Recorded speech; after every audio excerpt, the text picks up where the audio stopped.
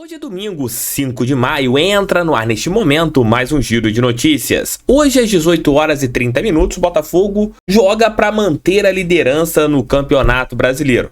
Será mais um jogo em nossa casa, desta vez contra a equipe do Bahia, que faz também um bom Campeonato Brasileiro. Vamos falar sobre tudo que pode acontecer nesse jogo dentro desse nosso giro de notícias. Roda a vinheta, que daqui a pouco eu tô de volta.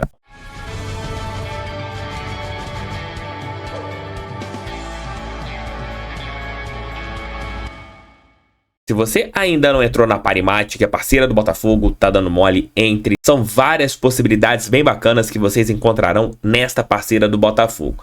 Vou deixar o link aqui no primeiro comentário para vocês entrarem, poderem fazer o cadastro e até mesmo ganhar bônus. E claro, vocês ajudam demais o Botafogo e o canal do TF fazendo seus cadastros. Link aqui no primeiro comentário e utilize o cupom SORTE. Hoje, às 18 horas e 30 minutos, no estádio Newton Santos, Botafogo e Bahia. Quinto jogo do Botafogo no Campeonato Brasileiro. Por enquanto, são 3 vitórias e 1 derrota, o que faz o Botafogo ser o líder da competição nacional. Os resultados de ontem acabaram beneficiando o Botafogo, já que o Atlético, que poderia nos ultrapassar, não conseguiu êxito e a equipe do Red Bull também não conseguiu êxito. Com isso, o Botafogo dormiu ainda na liderança do Campeonato Brasileiro. O jogo de hoje não será fácil.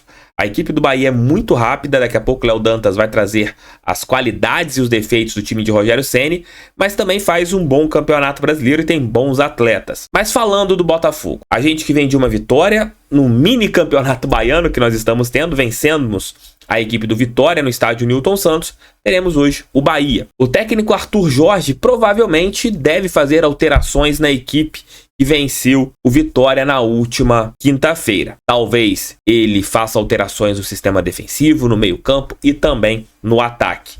Eu acredito que ele escalhe o Botafogo com John, Damian Soares, Halter ou Bastos, Alexander Barbosa ou Bastos e Cuiabano na lateral esquerda. Eu acho que ele vai preservar ainda o Hugo nesse jogo. O meio-campo com Danilo Barbosa ou Gregory ao lado do Marlon Freitas.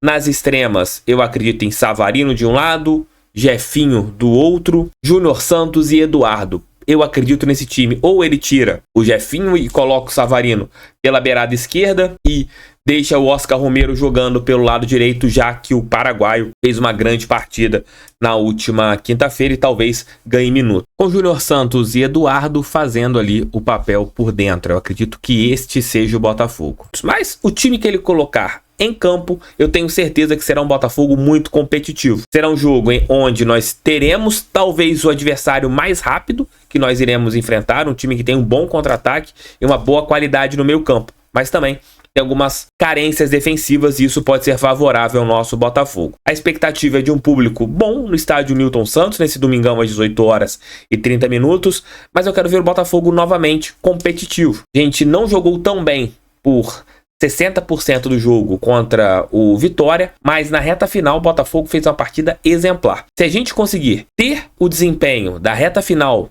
do Vitória, o Botafogo certamente conseguirá os 3 pontos no estádio Newton Santos e se manterá na liderança do Campeonato Brasileiro. Hoje é dia de pensar no Campeonato Brasileiro, pensar em mais 3 pontos e depois pensarmos na Copa Libertadores América, já que quarta teremos uma grande final contra a LDU no estádio Newton Santos. O jogo de hoje será transmitido pelo Sport TV e também pelo Premier. Para falar um pouquinho sobre a equipe do Bahia, chamo o Leonardo Dantas. Fale aí, Léo. Oi, Thiago. Oi, pessoal do canal, tudo bem? Vamos falar então do Bahia, adversário do Botafogo nesse domingão, no Newton Santos, pelo Campeonato Brasileiro. Bahia vivendo um momento de investimentos, né? Assim como o Botafogo, essa parceria com o Grupo City, contratou muito e tem 70% de aproveitamento no ano até aqui, somando todos os jogos por todas as competições que disputa. Fora de casa, o aproveitamento é um pouco menor, mas acho que dentro de uma normalidade, 50%. Fez 14 partidas longe da Fonte Nova, ganhou 6, empatou 3 e perdeu 5. Passável, razoável.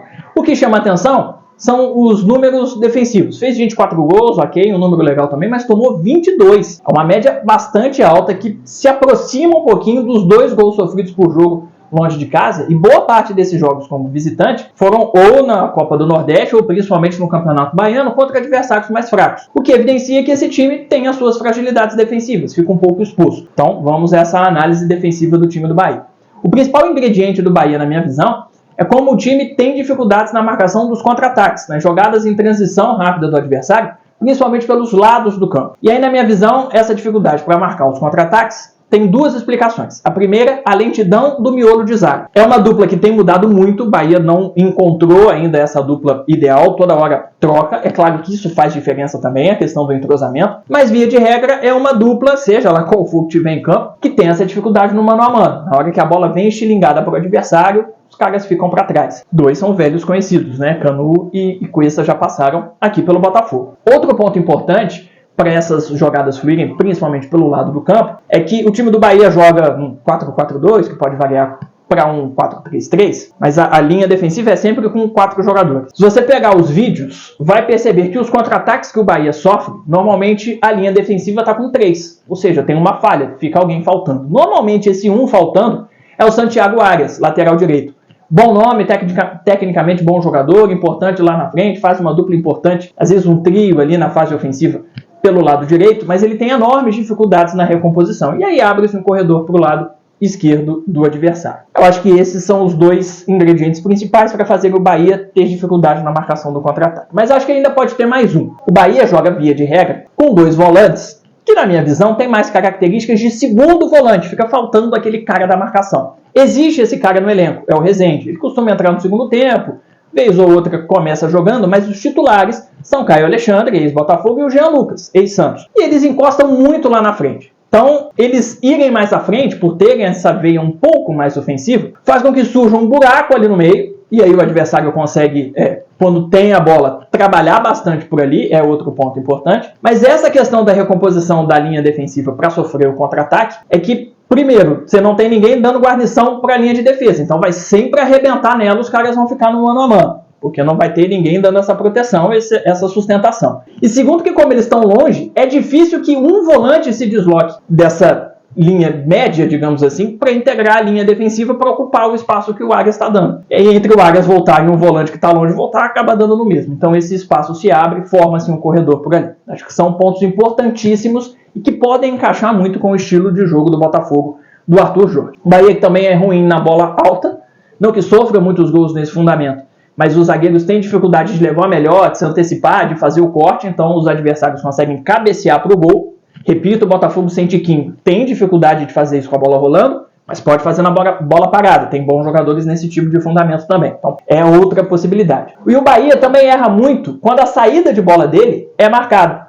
Bem marcada, né? Na pressão, no sufoco. Se o adversário sobe a linha, consegue ganhar bolas ali dos zagueiros do Bahia, perto da área, dentro dela, na intermediária, enfim. O Botafogo fez isso muito bem contra o Vitória, quando conseguiu dar um sufoco ali na saída do primeiro tempo do jogo da Copa do Brasil na última quinta. Se conseguir repetir isso em casa, pode encalacrar um pouco essa saída do time baiano. Todos esses elementos fazem do Bahia o 4º time que mais sofre chutes a gol no Brasileirão até aqui. Pensando o Bahia no ataque, é um 4-4-2 que vira 4-3-3 com facilidade, sem precisar de alterações, movimentando apenas as peças no próprio tabuleiro de jogo. E isso é fundamental, o Botafogo precisa ficar de olho, porque essa movimentação acontece com muita frequência e pode haver um pequeno desajuste de marcação. Então é importante que os jogadores-chave do Bahia estejam marcados sempre, independentemente da posição do campo que estejam ocupando naquele momento. Normalmente a gente tem o Everaldo, que é um centroavante clássico, cara forte, mais parrudo, mas jogando pelo lado direito, um atacante pela direita. E o Tassiano, que é um cara de velocidade, nem é atacante de origem, um pouco mais pela esquerda. Com os dois um pouco mais abertos, abre um espaço ali no meio, que é para aproximação de qualquer meia.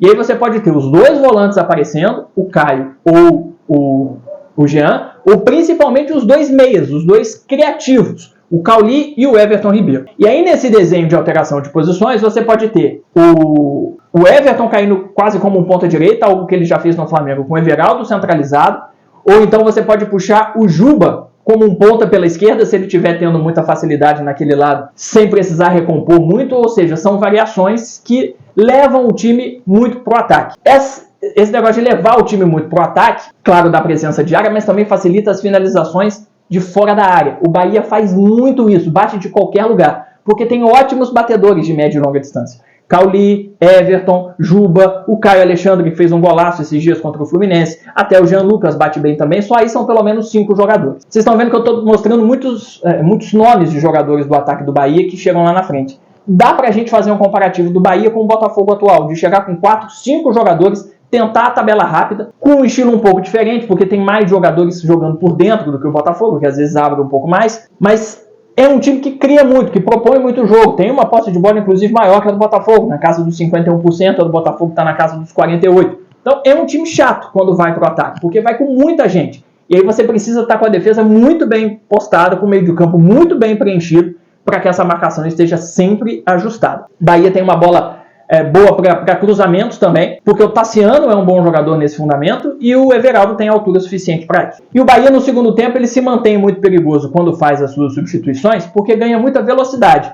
Ademir e Biel costumam entrar, o Ademir mais pela ponta direita, o Biel mais pela ponta esquerda, e esses caras dão muito trabalho nessa jogada esticada, pegando a defesa um pouco mais cansada, então é importante também tô ganhando, mas sei lá, vou tentar matar o jogo. Calma, se esses dois caras estiverem no campo, perder a bola lá atrás, eles vão estilingar para o contra-ataque com muita qualidade. Todos esses bons elementos do ataque do Bahia fazem o Tricolor da Boa Terra ser o segundo time com mais finalizações certas no Brasileirão. O Bahia é sim um time bastante perigoso, que promete ser um jogo animado no Newton Santos nesse domingo.